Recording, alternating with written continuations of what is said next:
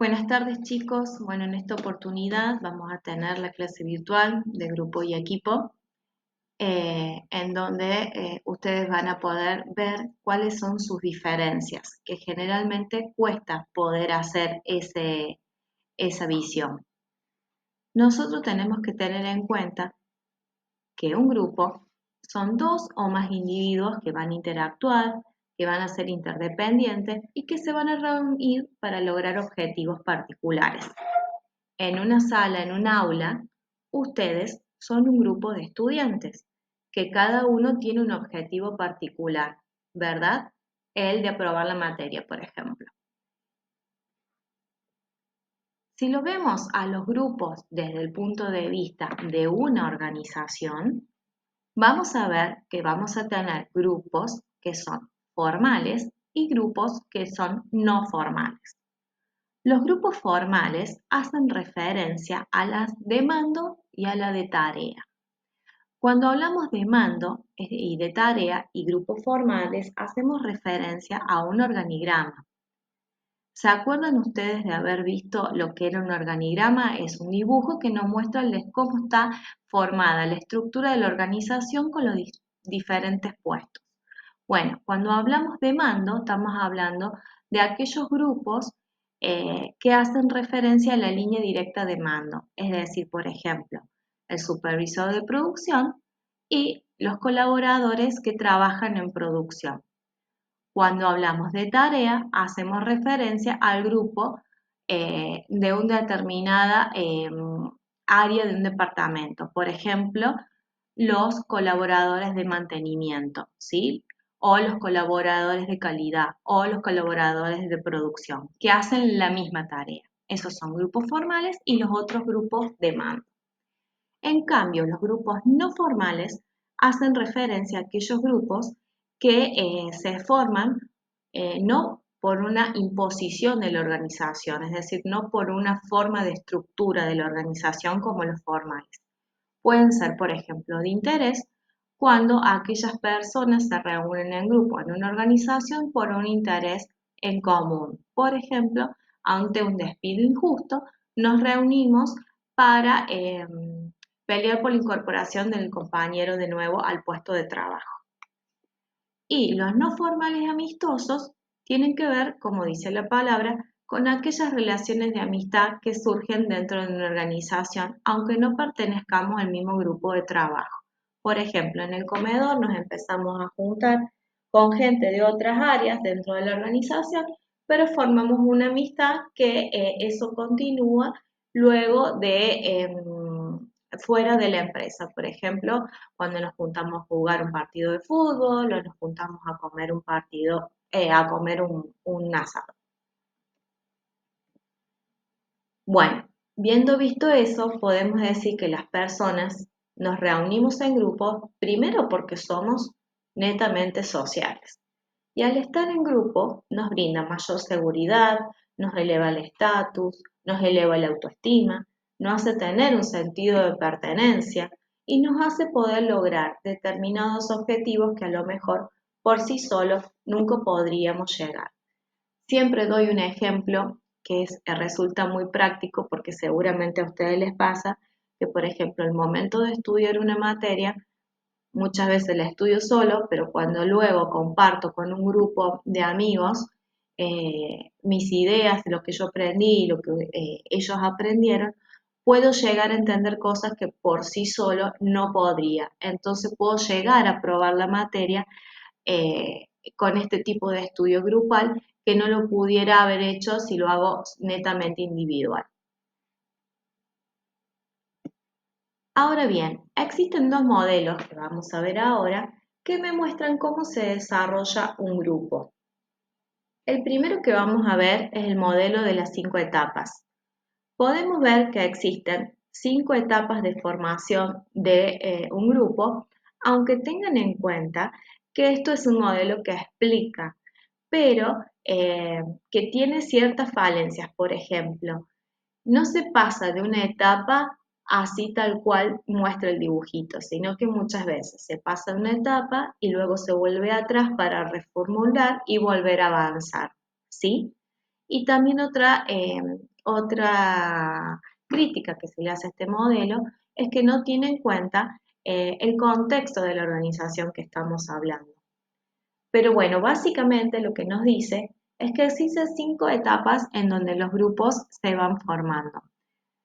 La primera etapa es de formación, es decir, todavía no está el grupo armado, se está viendo cómo se va a organizar, por lo cual pasamos a la etapa de conflicto, es decir, que hay choques de intereses, de postura, hay que ponerse de acuerdo, quién va a ser el líder, cuáles van a ser las normas.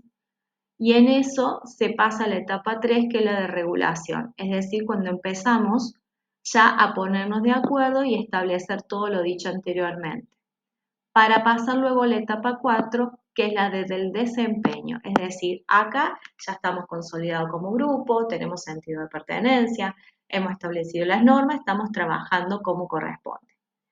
Y en la etapa 5 es la de desintegración. Es decir, bueno, llegó un momento que, por ejemplo, esa línea de producción tenía ese grupo de personas, pero va a desaparecer esta línea eh, porque se traslada hacia otro lado o porque ese producto no se hace más. Entonces aquí el grupo se disuelve.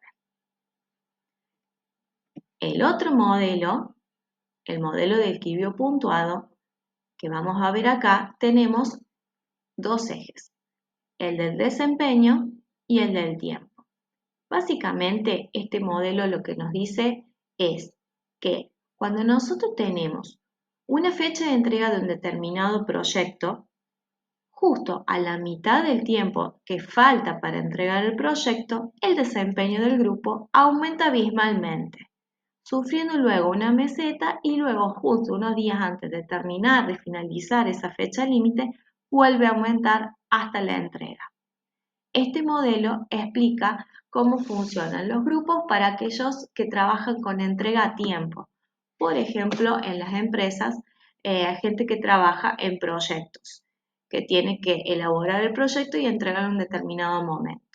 Esto también lo podemos ver si lo llevamos a la vida nuestra, cuando tenemos que entregar un trabajo práctico o cuando tenemos una determinada prueba, que podemos ver que al principio estamos súper tranquilos, relajados y justo a la mitad de la fecha de entrega de ese trabajo práctico o de ese parcial, nos ponemos las pilas para estudiar lo más que se pueda. Luego agarramos una meseta nuevamente y justo unos días antes de la fecha es donde tenemos el mayor desempeño. Suele ser pregunta de parcial las diferencias, por ejemplo, de un modelo con otro o explicar uno o el otro.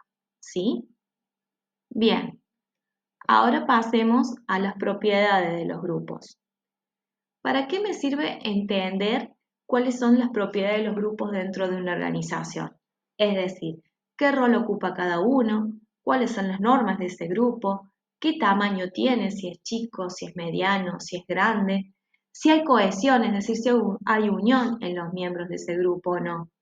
Básicamente, me sirve saber cómo son, porque si yo quiero modificar ciertas actitudes o modificar la cultura de determinado grupo dentro de la organización, tengo que saber cómo son ellos para saber y cómo voy a actuar yo y predecir cómo van a reaccionar.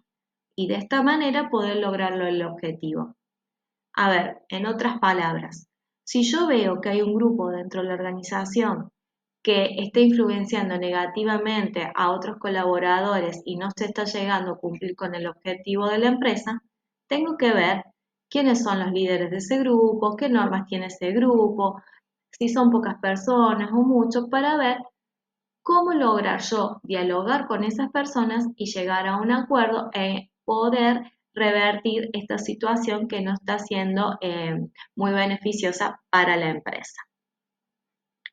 Ahora bien, equipos de trabajo. Vamos ahora con los equipos y la diferencia con los grupos.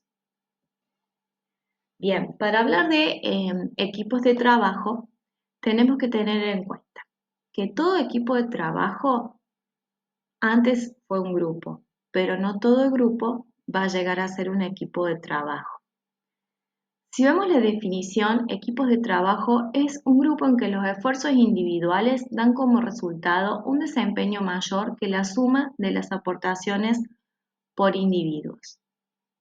Es decir, si nos vamos a un ejemplo de una sala de operaciones, vamos a tener a un grupo de personas, pero que cada uno va a tener una función en particular y que esa función va a depender de todas las funciones de todos los miembros de ese grupo para que el objetivo final resulte como lo esperamos. Es decir, si nosotros tenemos que operar a una paciente y que salga con vida de esa operación, si no está el anestesista, el instrumentista, el cirujano, el enfermero y todos los demás que necesitamos que estén en una sala de operaciones, lo más probable es que esa operación falle.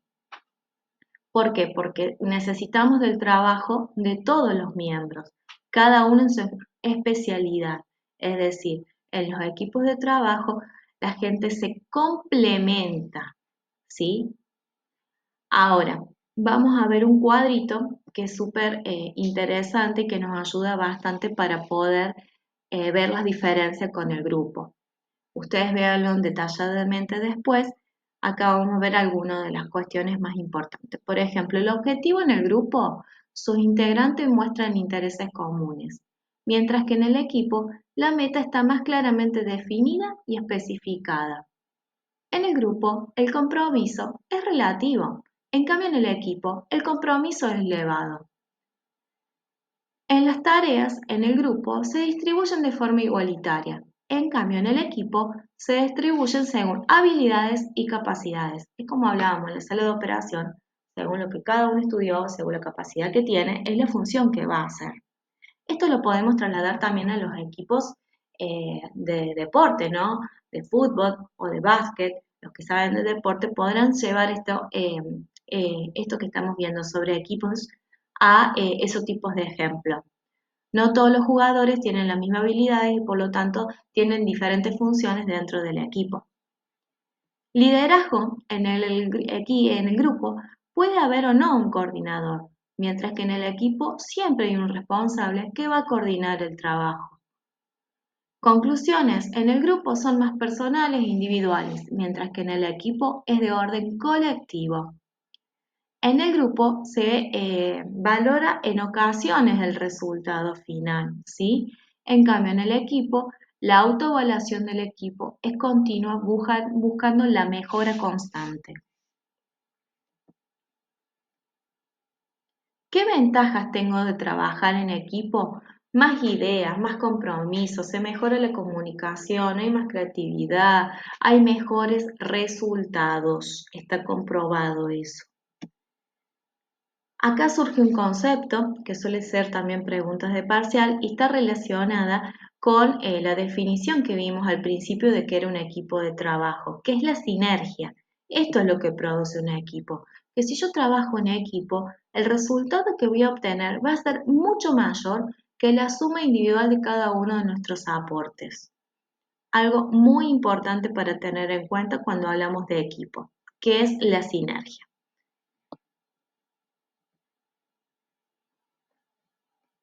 Bueno, el trabajo en equipo, como lo venimos nombrando en el ejemplo de la sala de operaciones, se basa en las 5 C, es decir, complementariedad, coordinación, confianza, comunicación y compromiso. Es fundamental que están estas 5 palabras dentro del trabajo en equipo para que el equipo funcione eficazmente y tenga un alto rendimiento. Caso contrario, será un equipo de bajo rendimiento que a la larga se tendrá que modificar porque no lo llegará a cubrir con los objetivos eh, programados.